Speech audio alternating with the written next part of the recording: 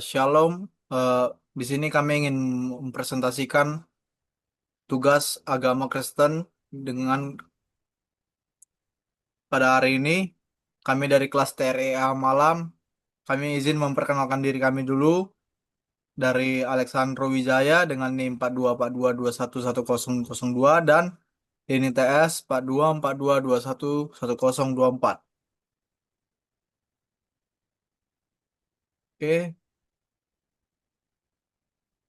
di sini kami akan menjelaskan hubungan antara iman Kristen dengan iptek dan seni. Iman Kristen memiliki hubungan yang erat dengan ilmu pengetahuan dan teknologi, yaitu iptek, serta seni karena ketiganya dapat saling melengkapi dalam mengembangkan kehidupan manusia secara menyeluruh. Iptek juga digunakan untuk mengelola dan merawat bumi sesuai dengan mandat budaya dalam Kitab Kejadian, sehingga kemajuan teknologi harus diarahkan untuk kebaikan bersama dan memuliakan Tuhan. Di sisi lain, seni dipandang sebagai ekspresi dari jiwa manusia yang diciptakan untuk menurut gambar dan rupa Allah, yang berarti manusia memiliki kemampuan untuk mencipta dan mengekspresikan keindahan. Seni Kristen, baik dalam bentuk musik, lukisan, maupun karya lainnya, menjadi sarana untuk memuliakan Tuhan dan menyampaikan pesan Injil kepada dunia. Dengan demikian, iman Kristen, iptek, dan seni memiliki hubungan yang saling menguatkan di mana ketiganya dapat diintegrasikan untuk membangun kehidupan yang bermakna, etis, dan memuliakan Sang Pencipta. Di sini juga iptek memiliki dampak positif dan negatif dari perkembangan iptek. Dari bidang politik, untuk positifnya yaitu untuk mempermudah penyebaran informasi politik melalui media digital, meningkatkan partisipasi masyarakat dalam proses demokrasi, transparansi pemerintah meningkat melalui akses publik penduduk terhadap data. Untuk secara negatifnya yaitu penyebaran hoax atau propaganda politik yang dapat memecah belah masyarakat, potensi manipulasi data pemilu dan pelanggaran privasi politik, polarisasi politik akibat algoritma media sosial yang memperkuat bias.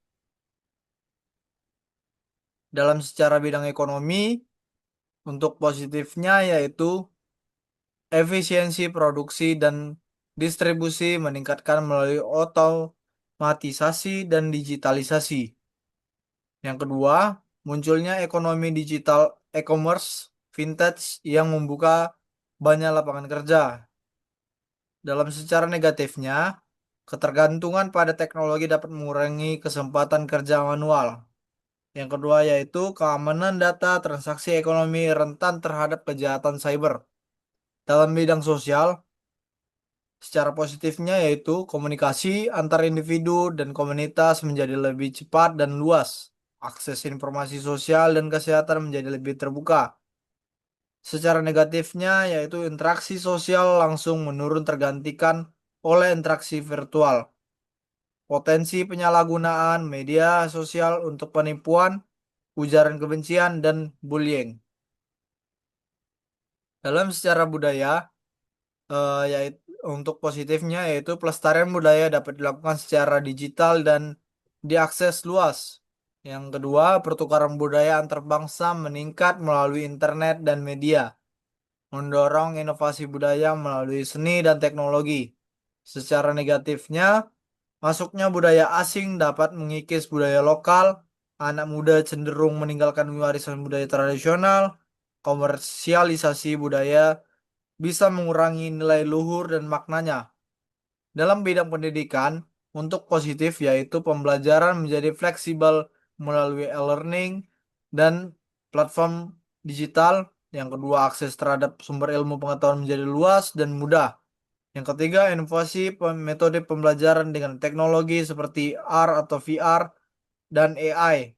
Secara negatif, kita dapat ketergantungan pada teknologi mengurangi kemampuan berpikir kritis. Yang keduanya, ketimpangan akses teknologi antara daerah maju dan tertinggal. Dalam bidang keagamaan, untuk secara positifnya yaitu penyebaran ajaran agama lebih luas melalui media online dan aplikasi. Yang kedua, teknologi mendukung pengembangan literasi dan studi keagamaan.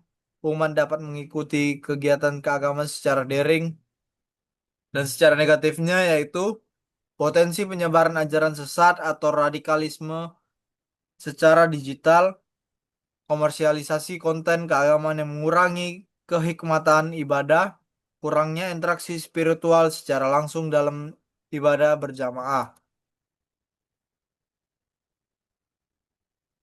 Ini, oke. Baiklah, perbedaan Alkitab dengan ilmu pengetahuan. Perbedaan antara Alkitab dan ilmu pengetahuan terletak pada sumber, tujuan, metode, dan ruang lingkupnya. Di satu sisi, Alkitab adalah kitab suci umat Kristen yang diyakini sebagai firman Tuhan yang berisi wahyu ilahi tentang iman, moral, keselamatan, dan hubungan manusia dengan Allah. Tujuannya adalah untuk membimbing kehidupan rohani dan etika manusia agar hidup sesuai dengan kehendak Tuhan. Alkitab ini ditulis berdasarkan inspirasi Roh Kudus dan diterima melalui iman, sehingga bersifat teologis dan spiritual. Sedangkan ilmu pengetahuan adalah hasil pemikiran dan pengamatan manusia terhadap alam semesta melalui metode ilmiah seperti eksperimen, observasi, dan analisis logis.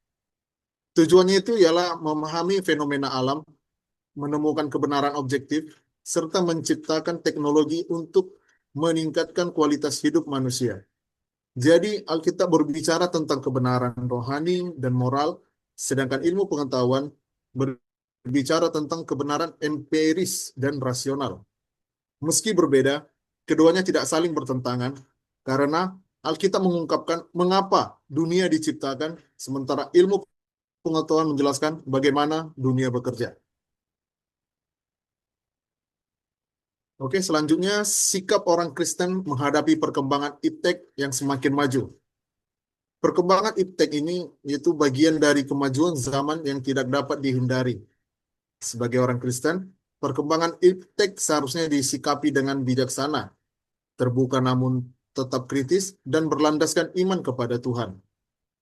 Iptek adalah hasil karya cipta manusia yang dapat digunakan untuk kebaikan maupun keburukan, tergantung pada cara tujuan penggunaannya. Sikap orang Kristen terhadap iptek yaitu yang pertama mengakui bahwa iptek adalah anugerah Tuhan. Iptek dapat menjadi alat untuk mempermudah hidup manusia dan memperluas pelayanan. Yang kedua, bersikap kritis dan selektif. Tidak semua hasil ilmu pengetahuan teknologi membangun. Orang Kristen perlu bijaksana dalam menyaring informasi dan teknologi yang mereka gunakan. Yang ketiga, menggunakan ilmu pengetahuan teknologi untuk memuliakan Tuhan.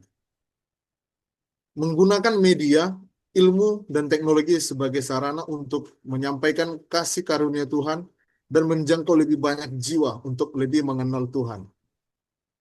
Yang terakhir, tidak menggantikan Tuhan dengan teknologi. Jangan sampai teknologi menjadi berhala modern yang menyingkirkan iman kepada Tuhan. Untuk ayat Alkitabnya terdapat dari Amsal 3 ayat 5 sampai 6 yang berisi, percayalah kepada Tuhan dengan segenap hatimu dan janganlah bersandar kepada pengertianmu sendiri. Akuilah Dia dalam segala lakumu, maka Ia akan meluruskan jalanmu. Ayat ini mengingatkan agar kita tetap bergantung kepada Tuhan, bukan hanya kepada akal atau teknologi. Yang kedua yaitu Kolose 3 ayat 17.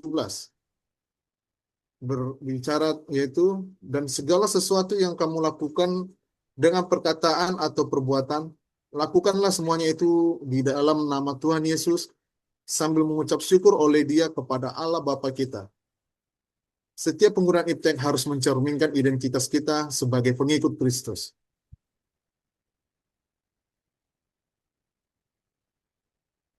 Untuk ragam seni budaya Indonesia, Indonesia memiliki warisan seni dan budaya yang sangat kaya dan beragam. Seni budaya ini mencakup berbagai aspek kehidupan dan nilai masyarakat. Untuk dalam seni musik, kita bisa untuk memuliakan Tuhan, seperti lagu-lagu rohani Kristen, misalnya Kau Berharga di Mata Tuhan, dan Kidung Jemaat dalam ibadah. Yang kedua, tidak memuliakan Tuhan. Yang lagu dengan lirik yang mengandung kekerasan atau pornografi, atau musik yang digunakan untuk ritual pemanggilan roh atau praktik okultisme. Untuk dalam seni tari, secara memuliakan Tuhan yaitu tari penyembahan di gereja atau tari kontemporer yang digunakan dalam acara keagamaan Kristen. Yang secara tidak memuliakan Tuhan yaitu tari erotis atau sensual yang mengeksploitasi tubuh atau tari-tarian dalam upacara penyembahan berhala. Dalam seni rupa, lukisan, patung atau dan lain-lain dalam untuk memuliakan Tuhan, lukisan Yesus Kristus atau adegan Alkitab, atau patung simbol salib sebagai dekorasi gereja yang secara tidak memuliakan Tuhan yaitu lukisan tidak layak dipandang dan berbaur, hal mistis atau vulgar, atau patung-patung untuk praktik penyembahan selain Tuhan. eh Dalam semua ini kita dapat mengartikan apabila anak manusia datang dalam kemuliaannya dan semua malaikat bersama-sama dengan dia, maka ia akan bersemayam di atas takhta kemuliaannya, lalu semua bangsa akan dikumpulkan di hadapannya dan ia akan memisahkan mereka seorang daripada seorang sama seperti gembala memisahkan domba dari kambing, yaitu dalam Matius 25 ayat 31 sampai 32. Mungkin segitu saja yang bisa kami presentasikan. Kami mengucap syukur dan berterima kasih. Shalom. Shalom. Bisa. Oke,